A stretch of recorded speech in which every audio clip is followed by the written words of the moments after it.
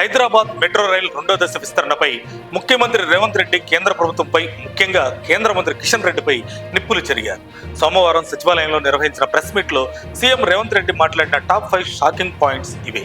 లాభాల్లోకి వస్తున్న హైదరాబాద్ మెట్రో విస్తరణకు కేంద్ర ప్రభుత్వం రూపాయి ఇవ్వకపోయినా పర్లేదు, మీ 50% భాగస్వామ్యం కూడా మాకు వద్దు, మాకు కేవలం ఎన్ఓసి ఇవ్వండి చాలు, రాష్ట్ర ప్రభుత్వమే సొంతంగా కట్టుకుంటుంది అని అంటూనే కిషన్ రెడ్డి దమ్ముంటే ఆ ఎన్ఓసి తెచ్చివ్వండి అంటూ రేవంత్ రెడ్డి బహిరంగ సవాల్ విసిరారు.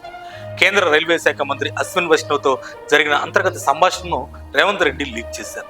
ఇంత సులువుగా రేవంత్ రెడ్డి పనులు చేసుకుంటూ పోతే ఇక తెలంగాణలో బీజేపీ ఉనికి ఉండదు అని అశ్విని వైష్ణవ్ అన్నారని, అందుకే కిషన్ రెడ్డి నా వెనుకపడి రాజకీయం చేస్తున్నారని సీఎం ఎద్దేవా చేశారు.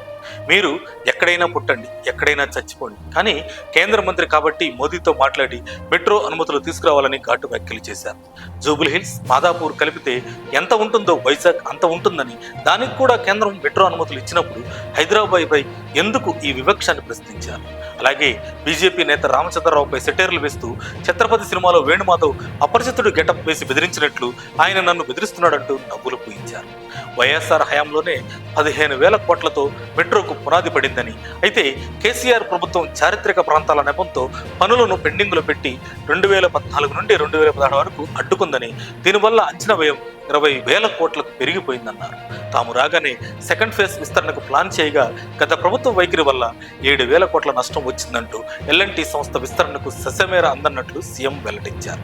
ఈ సంక్షోభంపై కేంద్రాన్ని సంప్రదించగా ఫేజ్ 1కు రాష్ట్ర ప్రభుత్వమే పూర్తి యజమాని అయితే ఫేజ్ 2కు అనుమతులు సులభంగా వస్తాయని కేంద్రం సూచించిందన్నారు.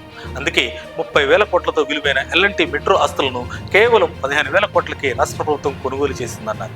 కేంద్రం అడ్డుపడినా, నిధులు ఇవ్వకపోయినా రాష్ట్ర ప్రభుత్వ శక్తాయుధాలన్నింటినీ ఉపయోగించి మెట్రో రెండో దశను పూర్తి చేసి తిరుగుతామన్నారు.